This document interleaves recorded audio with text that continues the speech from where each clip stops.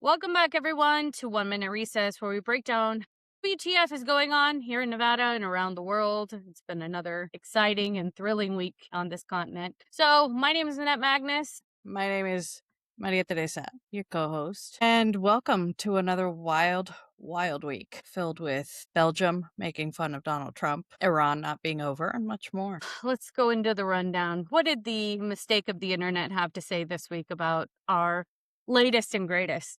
Well, it was a light week. I think we need to talk more about like Elon Musk or whatever brings all the trolls out. But we Voting did have rights. Yeah, I feel like I need to re-up the MIT study and just make a whole Jesus episode Christ. on that. But we did have a brand new commenter on the last week's episode saying, and it's at Demi Urgenek. I don't know if it's urgent or urgent next. Just call you Demi. Hi, Demi. Nice to see you. Welcome. And they say Trump only cares about himself. And if you haven't figured that out yet, congratulations, you are the mark.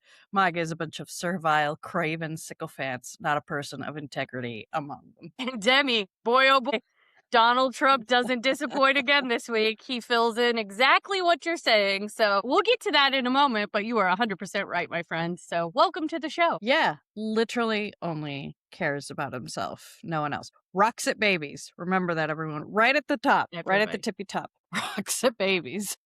Selfish Doesn't even care about motherfucker. babies when he was a child. Yeah. Much less now. So you're right on, Demi, and welcome, Demi, to the channel and this ride of this crazy ass fucking world and Trump in it. What's next? Next up, local lowdown. Wow, that was it? Yeah. We didn't have much.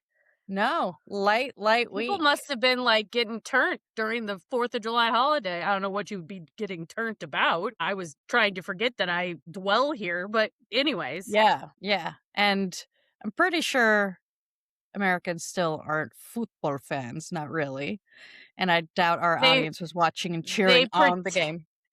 They pretended. They really tried this week, Maria. They tried to be like you and my husband. Even I tried, right? And I find soccer to be mind-numbing, but even I got into it cheering for Belgium against the United States.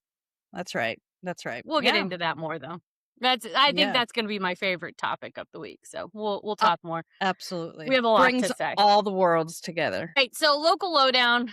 The first story is our illustrious governor, Joe Lombardo, is out with his Democrats for Lombardo list. And oh boy, it's a list. It's a list. Isn't it? So one of my chats that I'm in with some of the Republicans I know, Greg Baylor this week says to me, I'm going to call Joe Lombardo's office and tell him you want to be a Democrat for Lombardo. I was like, over my dead motherfucking body, will you ever put me on a list like that? No, thank you, sir. He was kidding for everyone out there who can't take a joke. Exactly. Because he also knows there's no way on God's green earth I'd ever be on that list. But anyways, the Democrats for Lombardo's out, and it's a list, Maria. So let's talk about the list. Let's talk about who's on the list. Let's talk about who's not on the list. Let's talk about any surprises that we have on the list. And for those of you who want to see the list, we will put it in the chat. Now, before we get into the list, Aaron Ford is out today with a really great response to this nonsense. Because, Joe Lombardo is trying to replicate the anti-Adam Laxalt list that existed. Which, by the way, that list was compelling in 2000. Adam Laxalt's basically entire extended family was like, yeah, not only no, but hello. Not only do we not support this guy, neither should you, because he is bad news. Was it 2000? No, it was later. It was like 2018. Yeah. Whatever. He's run so many times, I forget. Yeah, also ran. Anyways. But then there were like Republicans for Reed that came out, right? Like this was started by Senator Reed years ago. So anyways, long story short, this is a replication of the anti-Adam Laxalt campaign that occurred. Mm-hmm. And now they're trying to recreate it for Joe Lombardo. So one of the things that Ford said, which I think is so smart, is look at the people on this list. Look at who they represent. The vast majority of them represent things like mining, business. That's what struck me. Like stuff. And again, nothing wrong with business, right? But like you can see lobbyists. They're hedging their fucking bets here, right? Yeah. These are people, David Goldwater, who ran for office as a Democrat, who have touted their Democrat ideals for decades. Oh, I'm a Democrat. And now they've backed Joe Lombardo because they're trying to hedge their bets. Also, I don't know. I feel like this list's a little racist, if you ask me. But Ford did not say that. That is Annette saying that. Because Annette Magnus.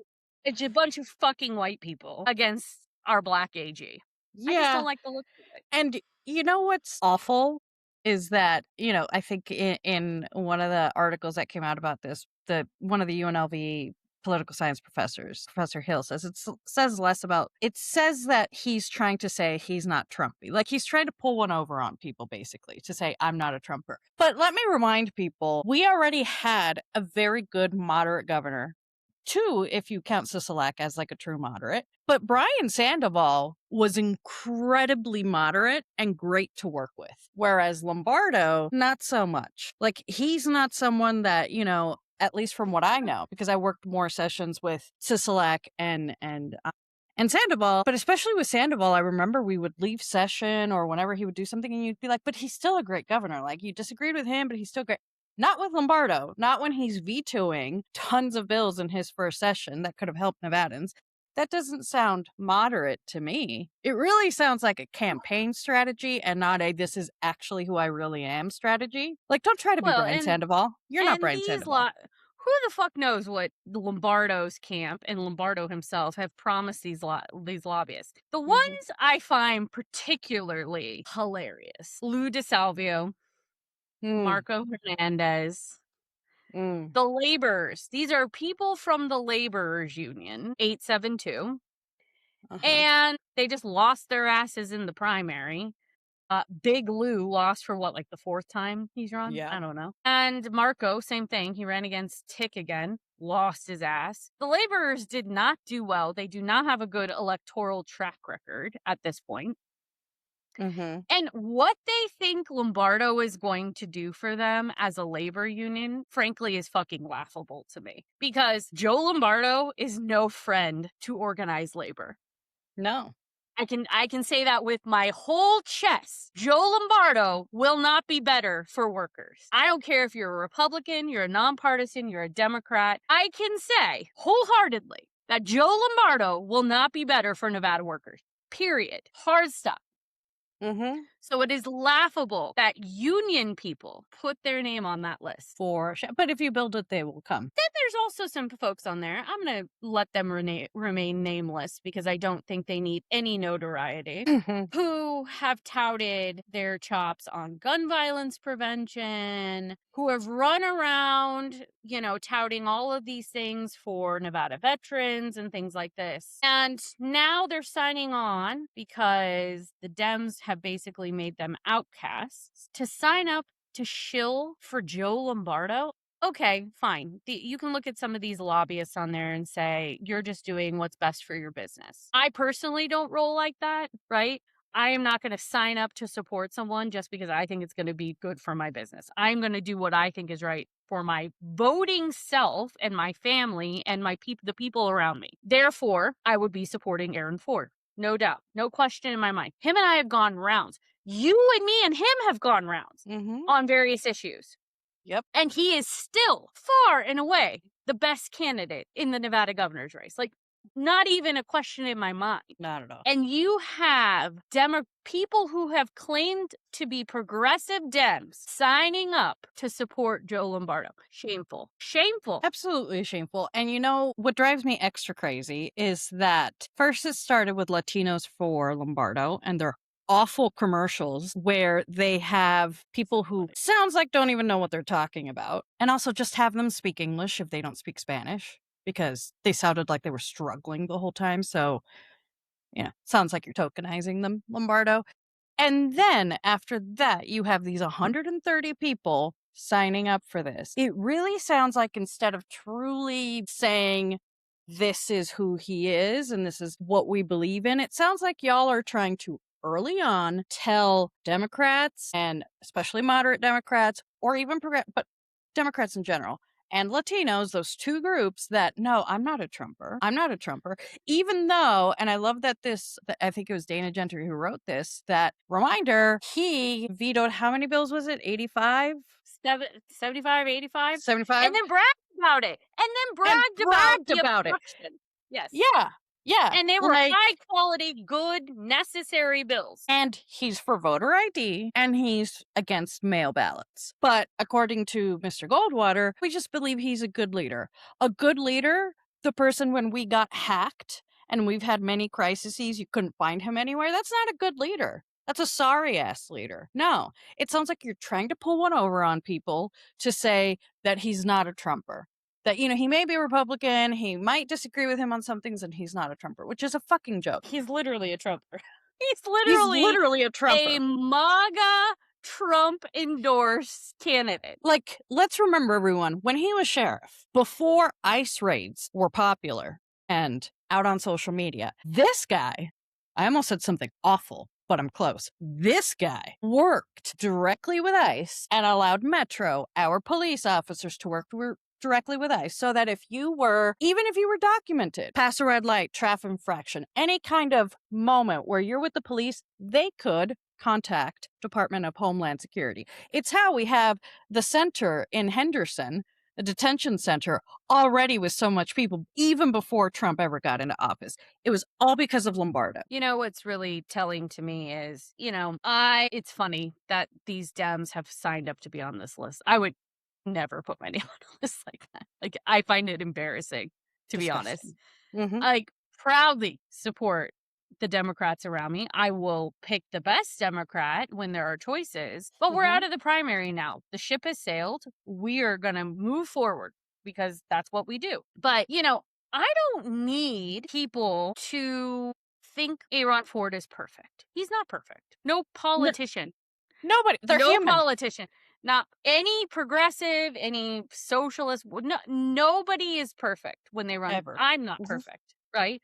We all make mistakes. They've all done things in their past that are questionable. We, at our old job, held people accountable, held Ford accountable on a regular basis. That was our whole job. But when I tell you, I need somebody who's a good human. I need somebody who I can talk to, who I can have a conversation with, who can be reasoned with. Ford is above and beyond that, right? And so for me, it's not even a question in my mind.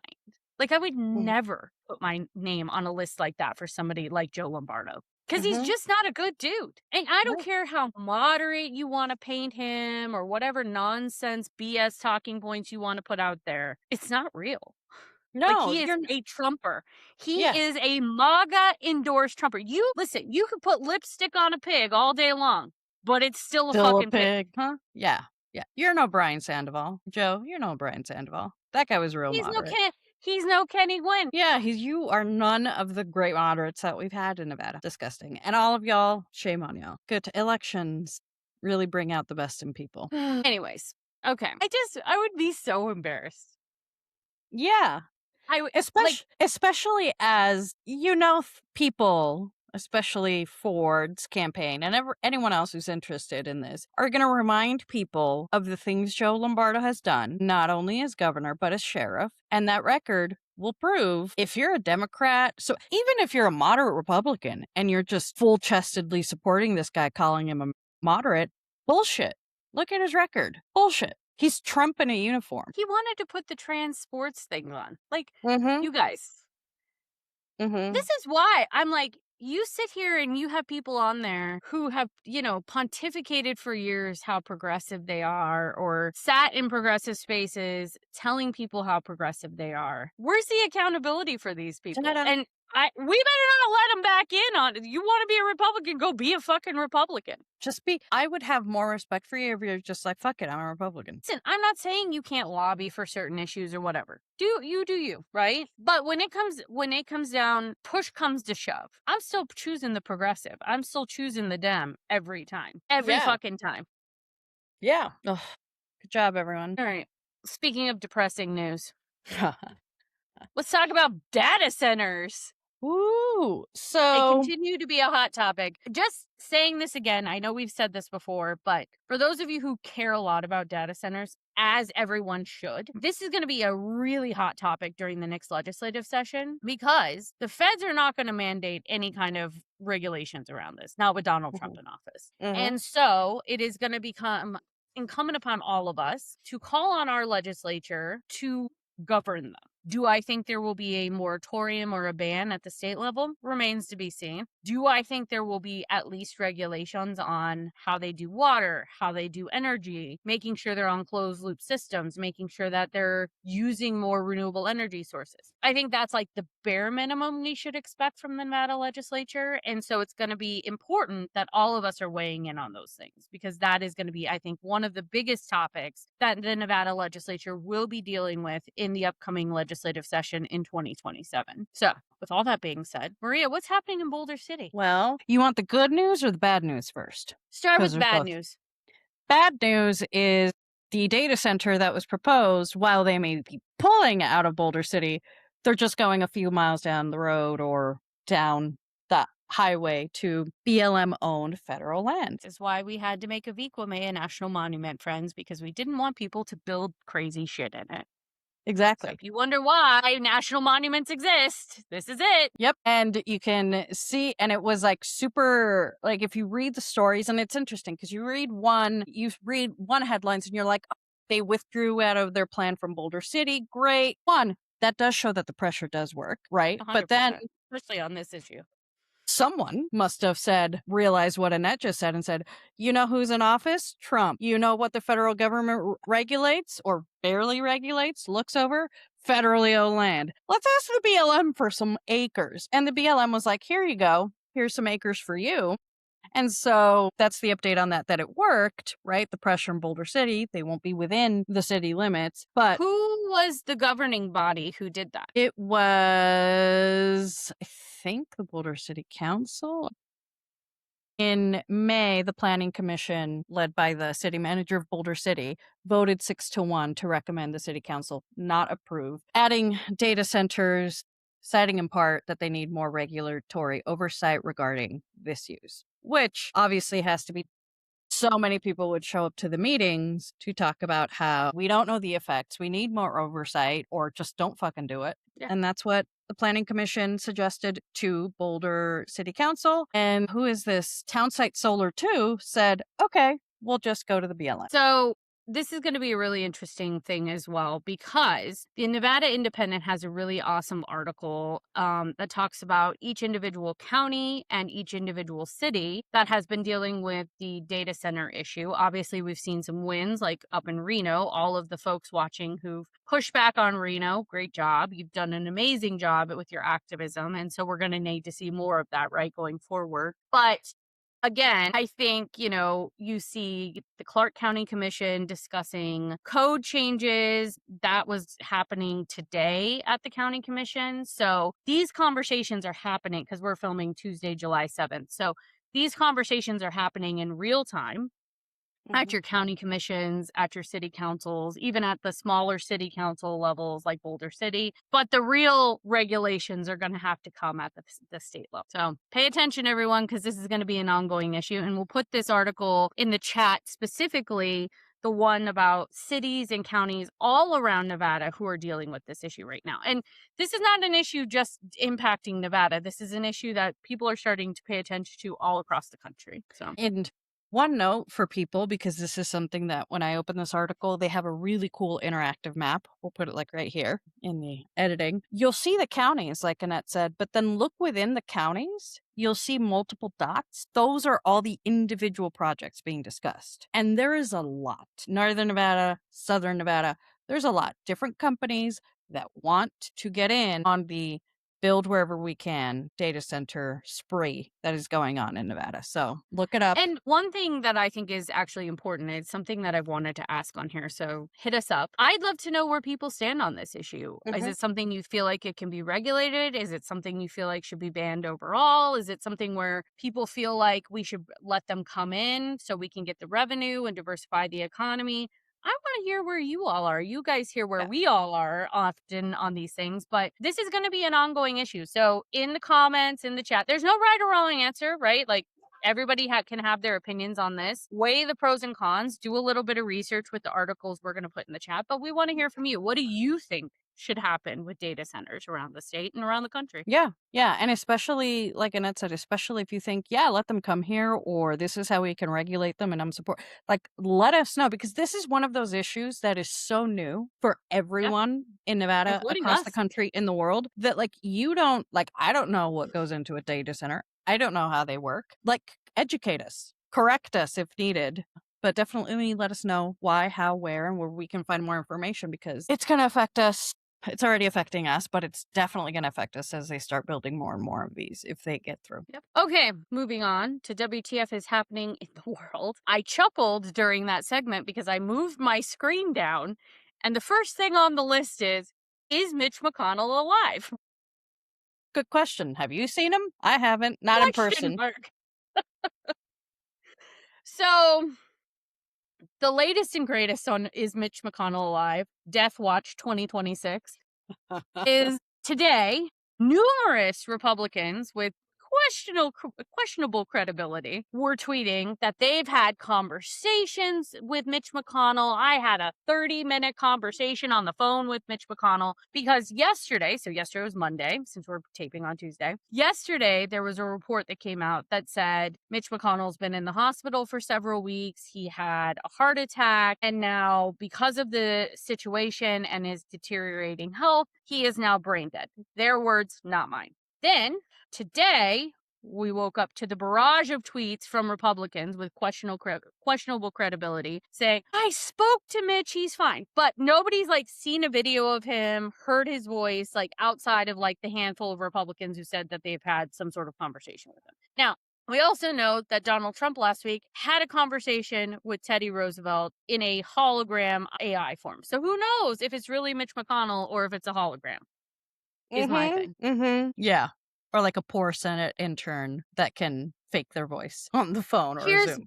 Here's my thought on the whole thing, and this is what I've been reading. There is a rule where he is from that says that a special election has to be held if he is vacating the seat. I think it was by like August 4th. I think they are actively, potentially, maybe keeping him alive so that the special election doesn't happen, because Massey wants to run for his seat. Massey, who just recently was ousted by the Trump administration.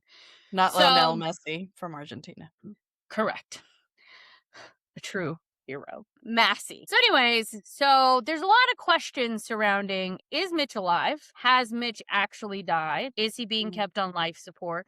Have these Republicans even really talked to him? Why did his wife get on a plane after he had a heart attack and go to China to meet with Chinese authorities? That's a question that everybody should have, especially since she's a part of the Trump administration. Yeah. Kind of not a good look. Your husband has a heart attack. He's in the hospital. He's in very, very critical condition, and you just hop on a plane and go to China. Question marks. You're like, fuck you, honey. I'm going to go make a deal. Yeah, that just doesn't seem like it should have happened. I don't know. Call me crazy, but like, I don't know. Seems like a weird timing to me. I don't think I'd be getting on a plane if Nick had a heart attack. No. So anyways, we'll see. We'll be on Death Watch 2026 for the apparently coming weeks. I don't know. Until there's confirmation of life or death. Great. It's like waiting to see when like the Queen of England were like, Yeah. for a few days, Is there right? gonna They be were like is she white dead? smoke? Yeah. Yeah. Boy. Oh boy. Oh, But you boy. know, of course, if he's going out, or if he's already out, of course this is how he would do it. Very calculated, very like, no, we're gonna Dragging this on and on, trying to game the system. Yeah, it's very on brand for Mitch McConnell. And listen, I don't want anybody to suffer. I don't want anybody to think we're making fun of his, heart condition, whatever. That is not what's happening here. What is happening here is last week we had a Republican come back after taking 4 months off because he had depression, who voted against paid family leave. And this is a man, Mitch McConnell, who has a very similar voting history, has not really done the work to take care of his constituents. Now is just MIA, not working for his constituents. And we cannot get an answer as to somebody who holds a seat and is being paid to do a job for the taxpayers of this country. And there's a lack of transparency there. That's what we're calling it. And for people who hate listening too long, fucking hypocrites is what they are. Let's talk about President Poopy Pants for a minute, moving into old senile people. Maria, let's talk football. The Red Devils said, fuck you, Donald Trump. Overturn this. Literally, they tweeted that after the game, after they beat the United States. Okay, so for those of us, because there are a lot of us in this country, who may not appreciate the game of football, the original, the OG, soccer. Or for use your those of us feet. Yeah. kicking the little round ball. Anyways, talk to us about what happened and why there was such outrage, what a red card means, and how did we get here? And talk to us also about the history of FIFA, because like FIFA's got a whole shtick going with like being shady. Yeah, and we'll start with that one. Fuck FIFA. And I think this, because of FIFA, is the reason why people are so fucking pissed. Because whether it's during Infantino's time or Sepp Blatter's time, who is Infantino's the current president of FIFA. These are the Infantino current, Sepp Blatter previous. Who, by the way, Sepp Blatter came out and said this is totally unethical. And I'm like, when Sepp Blatter, which is saying something. When Sepp Blatter's like, no, there's processes to this shit, is wild. And so FIFA is basically a sports cartel. It's a way to make money. And just for a little bit of context for people underneath FIFA, or not really underneath, they don't see themselves as they just see themselves as equal. There's regional football associations like CONCACAF, which is what the US is a part of with the other North American teams. And then you have, like all across, one of the biggest, most important ones is UEFA, which is the European Football Association. And then you have the local country associations. Anyhow, so that's sort of the structure of FIFA. It's always been a cartel. It's always been very mob-like. Mob. Yeah. I say that as the mob. resident Italian in the room. Literal fucking mafia, especially with Infantino. It's just gotten gross, and especially in this World Cup. Like before it was like hidden, there was like rumors and like who did what. Now it's just like tweeted about. And everybody knows it. Infantino doesn't give a shit. And which is riling up all the football associations because they have to pay money to FIFA, by the way, for quote unquote development programs. And so what happened in this case is that Donald Trump called Infantino directly to get a red card overturned. Now, what happened with the red card? There was, in the previous game, Balogun, who's the player, got a red card. Now, many people, every single card will always have people going, it was a red card, wasn't a red card, it was a red card, it wasn't a red card. The issue is, and the anger is with a lot of people, is that for decades upon decades upon decades, because of how FIFA is, there have been injustices, there have been red cards that shouldn't have been red cards, that are It happens in penalties. every sport. Literally everyone. And this is part of the fucking problem, because so many people were like, it shouldn't have been a red card in the first place. Doesn't fucking matter. It was. How many games in the history of sports have you said, wrong call, that shouldn't have been it? I could have said that about every Golden Knights game during the Stanley Cup. Wrong call by the refs. It is what it is. The fucking problem is that one, Trump called, and Infantino took the call and said, okay, and they did it. Because, by the way, it has never happened where there has been something overturned. People have always said, oh my God, let's appeal, let's do this, let's that. It always gets fucking denied. FIFA always says, fuck you, we do what we want. And they always protect the refs. And so that's why people are fucking mad. Even U.S. true football fans of the U.S., because it's like, no. And what's worse for me is that the U.S. team then, and I don't know how many decades, how many World Cups people have complained about a wrong red card, a truly wrong red card, a penal, a hand that you could clearly see, and nothing ever got done. So let's take it one step further. So homeboy gets the red card, not supposed to play the next game. We know he's the best player on the team. Trump obviously is a cheating bastard and knows he's the best guy on the team. Donald Trump claims in this press conference that he knows sports and he was very athletic. And I cackle at that because I'm like, sure. But the real funny thing, the real ironic thing of this whole situation is the player in question who got the red card is only a United States citizen because of birthright citizenship. His mother was pregnant when she came to this country. She was here on vacation. She was supposed to board a plane. Something happened. She wasn't able to board because she was too far along. And she ended up having the baby in the United States. Mm-hmm. This gentleman has birthright citizenship. Was not they were not intending on having this child in the United States, but he has United States citizenship because the mother could not get on a plane and leave. So now he has citizenship, I believe, in 3 countries. Mm-hmm. He was qualified to play here and then in 2 other countries. Mm-hmm. He chose to play for the United States, which I think is amazing. And I am not criticizing this young man at all. Like, shit happens. He got a red card, whatever. But it is ironic that Donald Trump took it so far that he called the head of FIFA to get this red card overturned. Mm-hmm. When not even a week and a half ago, his administration lost a case at the United States Supreme Court that would have made it so this young man could not have played for the United States team because they were trying to repeal birthright citizenship for these types of folks. Mm-hmm. I find the whole thing fucking ironic, and it is telling that Donald Trump is going to do what's best for Donald Trump. He wanted to meddle in this. He wanted to get his fat orange fingers meddling in the Cheeto dust in this. And he could not fucking help himself. Mm-hmm. And what's really tragic here is the U.S. men's team, I believe, paid the ultimate price. Because number one, you have the Donald Trump curse that any sporting team has when Donald Trump rears his ugly head in your sport. But number two, you had people like me and people like you who on a normal basis, when the United States women's team is playing, I'm all in.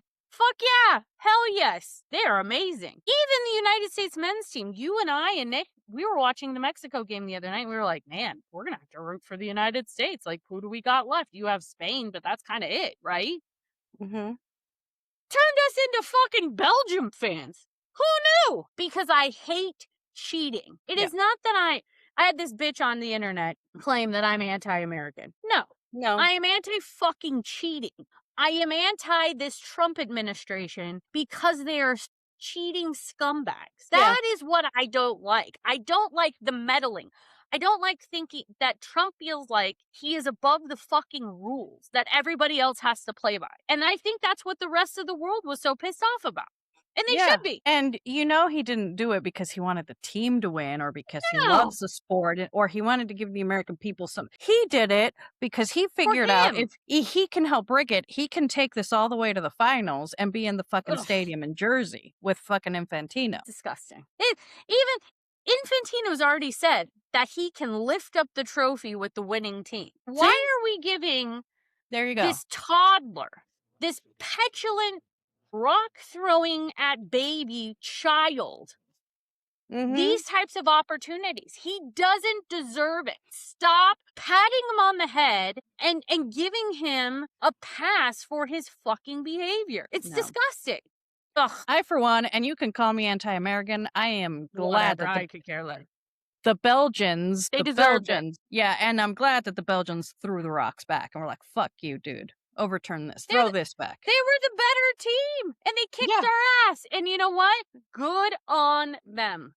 Yeah. And you know what? Every team that's left, I like them all. I'm not rooting against anyone. I like Belgium. I like Norway a whole lot. I love Argentina, right? I love Spain. Whatever. I'm good with whoever now because the petulant baby did not win. Yep, exactly. So, anyways. Good job, Belgium. FIFA's trash. FIFA's fucking garbage. It's telling when you and Nick haven't bought a ticket to go see a game. No. Because I even told Nick, I was like, why don't you and Maria go to a game? He's like, I don't know if I want to give FIFA my money. I get it. Yeah, no, that's the only thing that's been holding me back from going, Nick, let's go somewhere. You couldn't even get me to a fan fest because that's still giving them money. I'd rather go to a Mexican restaurant and give them my money and watch it on the TV like we did. 100%. Okay. Speaking of disappointments, before we go to story 2, just a quick update on the swamp. The swamp, which is known as the reflecting pool, has now since been drained again because the same company, they didn't go outside for help. The same company that fucked it up the first time, that they're now charging people with fucking it up, which those people had nothing to do with it. That same company is going to make an attempt a second time to unfuck it. We'll see how that goes. Yeah, good times. Brings a whole new meaning to draining the swamp. Okay, so hackers have used army websites to send explicit messages aimed at Donald Trump. My favorite story, but other than Belgium kicking our ass. Yeah, so apparently, and I love that this isn't a bigger story because apparently not one, but a few military websites were taken down and totally taken over by hackers from who knows where, but they had messages that were explicit towards Trump. I don't think the story had them, but they had messages also like free Kurdistan and many others that were, quote, expletive garnished attacks on President Trump. And that's just to say, maybe that's what Trump should be worried about. Maybe like making sure that the Department of Defense and our drunk secretary of whatever isn't letting hackers through the door, literally. Hey, he's busy today. Donald Trump is in Turkey trying to give them planes. Golf claps. Apparently, Bibi's real mad about it. Maybe you shouldn't make deals with the devil. I Trump. mean, he just goes around Mediterranean fucking things up, apparently. So yeah. So good job, hackers. The headline says Netanyahu opposes sale of F-35s to Turkey, downplays divisions with Donald Trump. You already told us that you're upset. Useless scumbags. Okay. Oh boy. Next one. This is the ongoing saga, which Donald Trump told us was ending. I don't know why it hasn't ended yet. Not apparently, this really happened. The U.S. has launched retaliatory attacks on Iran after commercial ship attacks in the Strait of Hormuz. So guess what? Here we go again. I thought we had a pinky promise, but apparently pinky promises don't hold. Yeah. Donald Trump told us everything was going to be fine. I don't know what happened. Thought it was open. But yeah, so now the U.S. has taken strikes on Iran, and they have reimposed oil sanctions as the ceasefire faces significant tests. I think we're past a test. I think this is like a fucking final exam. Yeah. No. Final. I love the wording of like, we're facing a final test. No. This is like the bar exam. It's been a failure since the beginning. You can't test on something that's not real. You can't test on pinky promises. No, but they said, Jared Kushner handled the whole thing. It was fine. So, yeah. Jared Kushner and JD Vance, they've got it. I don't know what anybody's worried about. Oh, they good. were sent in to make this deal, and I trust them fully. Yeah, no. They I don't know why everyone is so mad that There we go. And you know this truly shows that Trump and all of his cronies, the ones we just mentioned especially, are fucking liars. Because they're telling probably Pakistan and Iran one thing, and then another thing is happening, and so then they all get mad and they close down the strait. And this just is showing us how much of a shit show this is. And that none of them know what they're doing. None of them. Hot ass mess. So. Hot ass mess. All right. Well, hot takes and headaches. I've got mine. Do you have yours? Yeah, you go first. Hot take first. Love Island. Last week, everybody, make sure you're voting. This is critical. If you watch Love Island like I do, make sure you vote in the upcoming eliminations because it's going to be critical to who wins this. Headache. This Graham Planter motherfucker in Maine. Is that where this motherfucker's running? Honestly, I've tried to. He's so gross. Like, what are the fucking Dems doing? Like, what are we doing here? Like, we are not the party of, well, sometimes, but like, do better. Fucking do better. Like, no. So anyways, this Graham Planter asshole has had multiple women come out and say he was violent or he's raped them or he's just done heinous shit. Why is this motherfucker still in the race? He is disgusting. Finally, Catherine Cortez Masto came out today and was like, he gotta go. He should have been gone months ago when these horrible allegations were coming out. Like, what are we doing? Why are we putting a guy up like this? He is disgusting. I don't care what listen, I'm not all about winning when it comes to this kind of shit. Because no, get the fuck out. Yeah. I could do a whole segment on this. He's gross. Yeah, totally agree. My hot take is that I am so happy that Ronaldo is no longer in the World Cup and that he was made to cry because he was one of Infantino's golden children for this World Cup. And so congrats to the Spanish team for saying adios, Cristiano Ronaldo. Take your problematic ass out of the World Cup. My headache has been honestly, this World Cup has been a headache. Usually enjoy World Cups, but going back to how public it's not even like unethical behavior, criminal behavior of Infantino has been. Like the fact that it's just been in your face, like fuck you. And also this, Nick and I were talking about this, and it's become a big headache, and I can't get it out of my head. The fact that that motherfucker is able to be at multiple games in one day, There's and we something don't wrong have with it. There's something shady going on. super, like, what, and what's it gonna take? One, UEFA is already mad, and I think UEFA should revolt. I think it should revolt and say, we're gonna go build our own shit or something. But fucking hell. Like this, there have been some great games, but overall, this World Cup is just like, A shit all the show. things, yeah, all the things that people were talking about, how it's so many games can be rigged, how the refs are getting orders from somewhere. Like, thanks for showing it, Infantino. Thanks for giving a headache. You know what it hasn't been, and I think this has been really nice to see? It hasn't been toxic, right? The Mm-hmm. players have been really good. The Mm-hmm. teams have been great. The host cities have done amazing. Like, it's really brought communities together. I think it's really taught a lot of people about different cultures. You've seen different cultures coming to the US Yeah. and other countries. In that aspect, take Donald That's been Trump, take awesome. the administration out of it, take Yeah. FIFA out of it and their chaos. The actual reason the World Cup happens did a really good job. And like, we should all be very proud. I think as hosts in the United States, Canada, and Mexico, all of the host cities did an incredible job. Yeah. And that part we should be really proud of. Yeah, and I think it shows, we talk about it all the time, that where the real work happens and where things matter is the people, like you're right, where these cities are happening and the different actual people making the World Cup happen. Spotless. Like, great job. Like, everyone was afraid. Even we were talking about, like, oh my God, the English fans are gonna look out for their safety. And Fantastic. then I saw a video after, and they were like, the Mexican people have been so nice. You know, there's always the naysayers and the fucking weirdo Karens out there who are like, my God, it's going to be so scary. But like, no, the Mexican No. people are just incredible people. And, you know, all of the host cities have been really great. So like, Yeah. that we should, I think, be very proud of. Despite our governments, despite FIFA, it's been a really good World Cup. Yeah, totally. So, all right. Well, with that, we'll go out on a positive note today. That's the final bell, everyone. Maria, you want to take us out? Yeah. Thank you for watching another great episode, and we will see you next week. But before that, remember to like, comment, subscribe, and share this with your friends, your enemies, your loved ones, your not so loved ones, and comment, especially on the data centers that we mentioned. Educate us on that. Put your stuff in the comments. All right, guys, I'm gonna go watch Love Island. Have fun. All right, everyone. We'll see you next week. Be safe. Talk See to you next soon. week.